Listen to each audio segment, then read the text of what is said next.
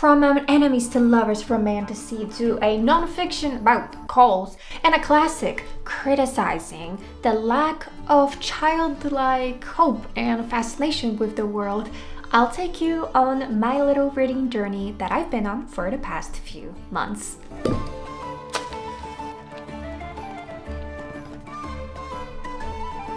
Hello, my name is Kata and I wanted to share with you the last 7 books that I recently read, and I've been really on a mission to branch out to try to read more than one genre, as I tend to lean towards reading exclusively fantasy. So I think I will divide this video into different parts where I'll be talking about different genres.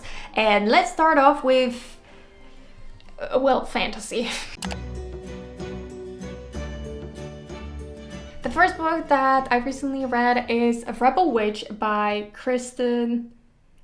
I have heard 3 different versions of how to pronounce this author's name. I have always been reading it as Cicerelli, but I've heard people pronounce it as Cicarelli and also Chicarelli. So if anyone knows how to properly pronounce the author's name, I would greatly appreciate it. For the context, this is a continuation of a book called Heartless Hunter, I believe in English, and it's a story about a witch and a witch hunter. That in itself is already a really cool premise to create this cat and mouse chase between the 2 characters, but also the fact that the witches in this world use blood magic, so they have to draw blood in order to perform any sort of spell. And if that concept in itself already sounds really fascinating to you and it piqued your interest, then I do want to manage your expectations a little bit. Yes, the concept for the book is amazing, but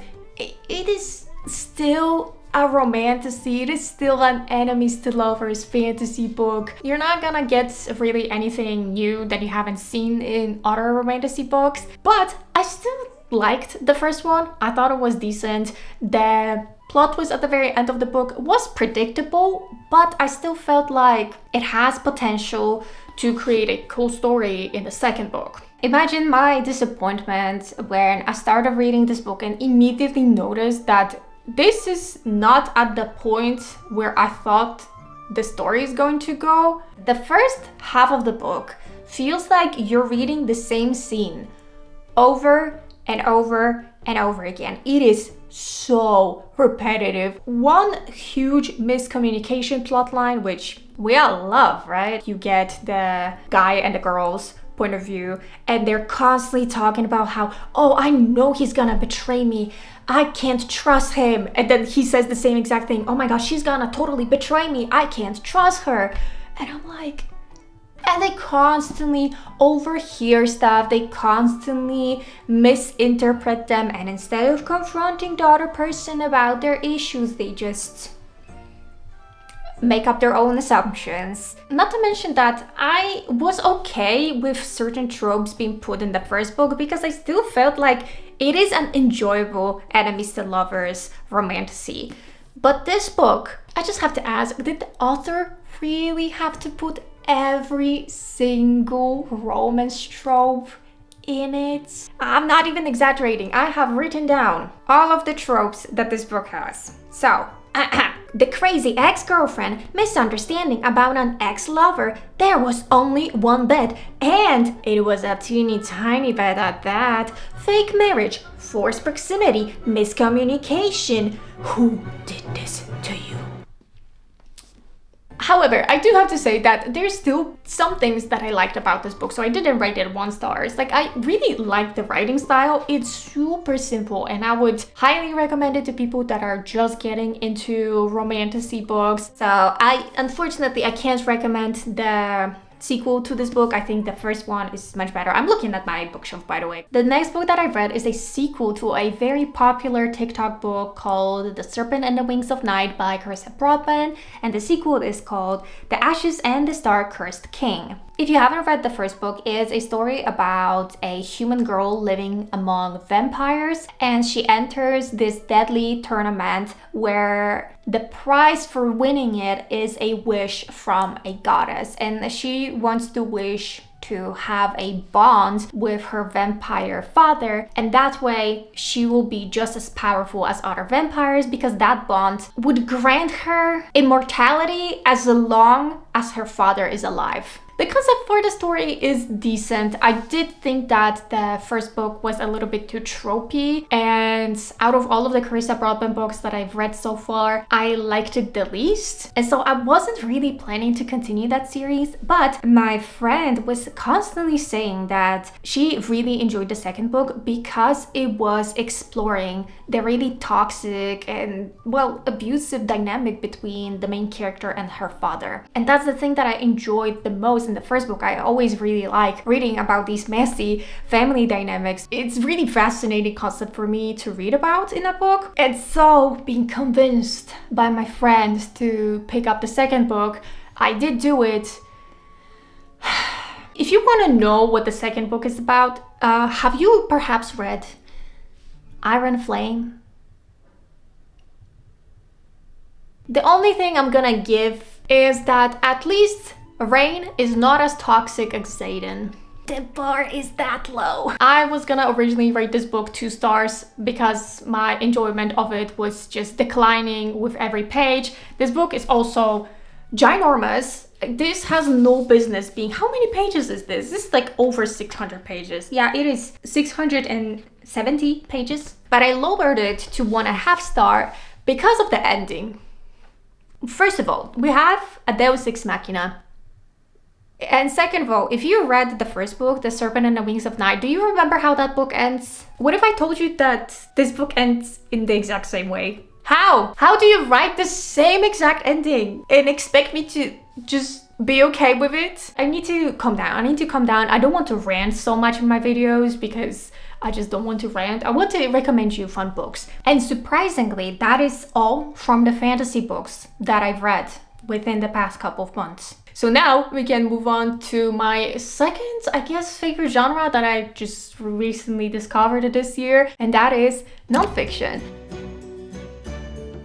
We start off with a book that I've already talked about how I want to pick it up, and that is Cultish by Amanda Montell. I've read World Slut by her and I absolutely loved it. I think it's one of my favorite books that I've read this year. This book explores the language used by cults and also organizations that are technically not cults but are still using the cultish language, such as pyramid schemes or yoga classes, soul cycle, etc. I think the first third of the book focuses on actual cults and how leaders of those cults created them and what type of language they were using that attracted people into their group. And then I started diving into the examples of other organizations that use the cultish language. It was really interesting for me to see that the main common factor that all the cult leaders have is genuinely just charisma. And the fact that you can get into so many different places, you can get so much power with just charisma, not education, not skills, not even connections you have to people. You can start off completely from scratch and build your way up with just charisma. I think it also, in a way, can be extrapolated to, for example, really important political figures that hold a ridiculous amount of power and why there are so many people following them and believing in them, voting for them, etc. I will say though that I think I liked Word Slut a little bit more than this. The second nonfiction book that I've read is called Platonic: How Understanding Your Attachment Style Can Help You Make and Keep Friends by Marissa G. Franco. That's what the cover looks like. I think it's also a pretty popular nonfiction book. If you don't know what attachment styles are, this is a concept in psychology that explains your relations in adulthood with basically everyone around you. So your friends, your lover, your family, even your boss, or even just like a random person you meet on the street. Every single social interaction can be explained through attachment styles. And I personally really love them. It's probably my favorite thing in psychology. It just opens my mind even more and I'm able to understand people even better. And that was also the reason why I picked this book up. I thought that it's gonna talk about how your attachment style influences the way you make friends and also how to work around your attachment style in order to create fulfilling and safe friendships, and also how to strive to have a safe attachment style. That's just not what this book is though. It's a self-help book. Now there's nothing wrong with that. I just simply wanted something else from it. It talks about how you should just go out there and make friends, introduce yourself to people, be open and vulnerable and authentic. And I mean, that's great. I do support those messages. It's just, again, that's not the reason why I picked this book up. However, I can't say that I didn't learn anything. I did learn a lot about how difficult it is, for example, for Black people to make friendships with people who are not Black because of the cultural context. I never really thought about the fact that, let's say, the same interaction that I would make as a white girl is gonna be completely viewed differently if a Black girl did and said the same exact thing as I did. Because unfortunately, in society's eyes, everything that Black people do tend to be viewed in a way more aggressive and unpleasant tone. And because of this, a lot of Black people say that they have to put on this fake smile all the time. They have to just kind of like lower their existence and almost apologize for the fact that they take up space just because society looks at them differently than other people. That was my favorite part about this book, and it helped me to understand people even better, and hopefully because of this I can also be a better friend towards other people. I mean, that's kind of one of the reasons why I picked this book up, is because I want to be a better friend for others. In the end, I did enjoy this book. It's just, it wasn't what I wanted. Next on the list are two literary fiction books. This is a genre that I am still just dipping my toes also slightly. I don't know if I like it or not. Most of the books that I read in the literary fiction genre, I'm just like, what's going on? However, I read one very popular literary fiction book, which actually I've seen on Goodreads and some other bookstores, that this book is considered also a fantasy, but in my country it's labeled as a literary fiction. And honestly, after reading it, I also feel like it counts more as a literary fiction book. And I am talking about The Night Circus by Erin Morgenstern. It is an extremely popular book and I always heard of really good things about it. It's just that I never picked it up. I think just the fact that it's about a circus, I think that's what it is. I always thought that, like, a circus, how interesting can that be? It's a magical story about one-of-a-kind circus that provides unforgettable experiences to its visitors. This book is also promoted a lot as rivals to lovers because, well, technically, yes, there is a rivalry going on between two magicians who use the circus as the stage for their magical performances, and they do end up falling in love. But if you're picking this book up for that reason, you will be disappointed because that is a very, very small portion of it. This book is an experience. It feels like you are stepping into that magical circus and you start questioning whether the things you're seeing are real or is this actual magic. There is also a little bit of yearning for each other, and I am such a sucker for yearning. This book made me realize how much I want yearning in books. I don't really know how to describe this book, as it also just doesn't really have a plot. The magic system is honestly non-existent. That's why I'm saying I feel like it is way more of a literary fiction than it is a fantasy book,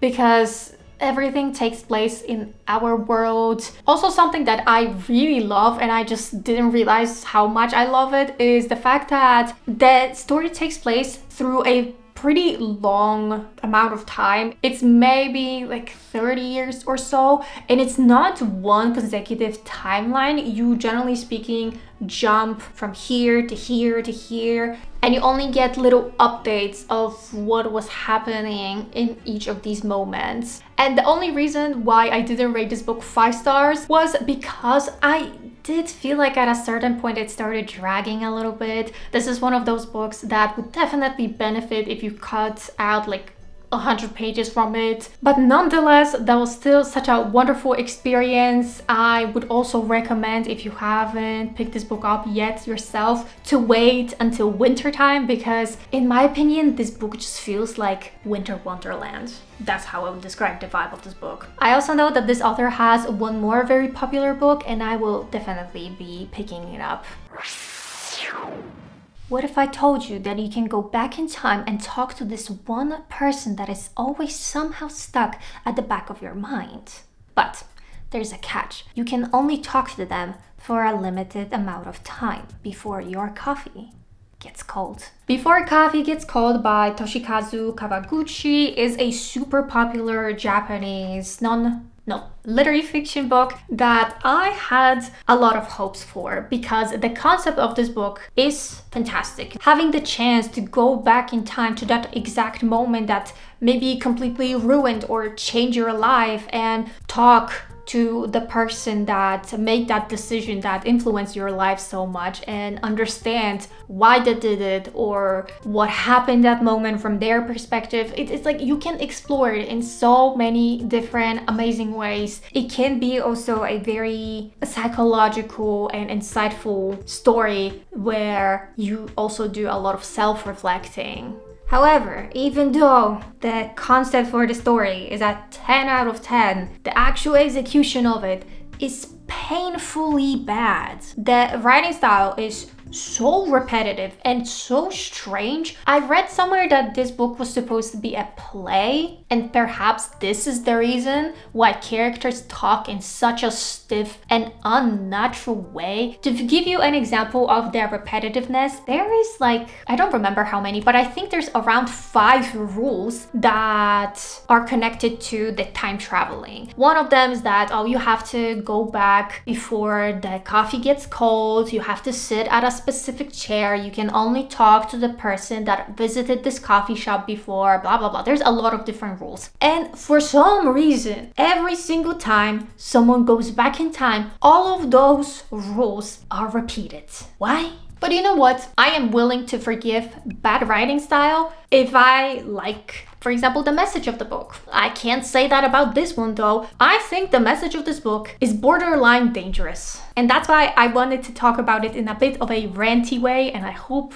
you're okay with me ranting. The stories are about unhappy women choosing to put other people's happiness above their own. And that's supposed to be the message of this book. If you're a woman, just be miserable, sacrifice yourself for other people, don't do anything for your own sake. The only story that I liked in this was the second one about marriage, where one of the people in their relationship has a very severe case of Alzheimer, and he is at the stage where he no longer remembers his wife. This one was actually really heartwarming and sweet, and even though, as I said, the story is about a woman choosing someone else's happiness above her own, in this specific case, I thought it was a good story. I have no complaints about it.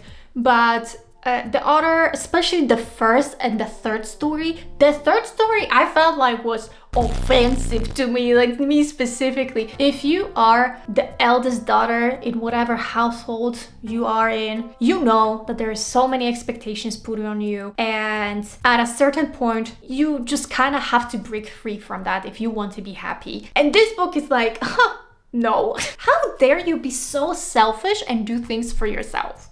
Wow. I'm sorry for ranting about this book, but I was so incredibly disappointed in it, and just, why would you have this message? And especially because all of the characters that went back in time were women. If it was like both men and women going back in time to experience those stories, and even if the message was still exactly the same, that put other people's happiness above your own, you know, maybe I wouldn't feel like it's an attack on women, because you already as a woman are expected to sacrifice yourself for other people. You have to always be on the lookout to make other people happy around yourself, and if you do just like one single thing for yourself, you're immediately called selfish. It's so sad because I wanted to love it. Like, I fully expected this book to be mind-blowing and super heartwarming and sweet, but I ended up being very angry. It is currently one of my least favorite books that I've read this year.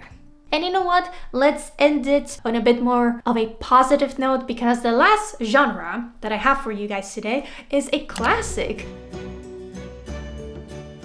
I don't really read classics, and that's my goal for 2026, is that I want to pick up more classics and be a bit more well-read in that genre. And the first book that I decided to pick up is actually a reread of a children's book that I read in elementary school. So it took me way back to when I was just a little kid, and that book is The Little Prince by the authors whose name I don't think I can pronounce correctly, so I'm just gonna show it on screen. This classic children's story is about a little prince who travels from one planet to another, and he sees just how ridiculous adults are. We're constantly chasing something, right? As adults, we're constantly unhappy, greedy, we're striving to work more, to have more money, to be constantly complaining about everything. I mean, I was just complaining for like a lot of books before this book popped up. So I'm definitely guilty of that as well. I do complain a lot. I feel like you're not truly a European if you don't complain as a small talk. Yes, it is a little bit sad that we do that, and I wish that we had a little bit more positive attitude, but at the same time, as I said, I read this book in elementary school, and there was one quote from this book that I remembered until this day, and it really shaped me in a way as a person, and I was really excited to get back to the book and read it, especially in the context of the whole book. But surprise, surprise, it turns out that the way I remember the quote is very different from the actual quote. The way I remember the quote is, even in the sea of people, you can still feel lonely. But the actual quote says, it is lonely when you're among people too. And the reason why I'm saying that it has such a detrimental difference to me is because my version of the quote talks about how you can be surrounded with so many people and yet still feel so lonely because of social anxiety, depression, and the feeling like you can't fully connect with other people. You feel like people will not accept you the way you are. That's what I thought this quote was. But it turns out that the original quote, it's more like a cynical look on society and how people just kind of suck, and so you're gonna feel lonely among people anyway. That's a very sad way to look at life, I don't know. So it was a huge dissonance for me to go back to this and be like, oh, that's not what I thought this is. But I also like the way I remember the quote way better. And with that out of the way, that brings us to a close of all of the books that I have read for the past couple of months. If you want to know what is the next book on my reading list, I have it actually over here.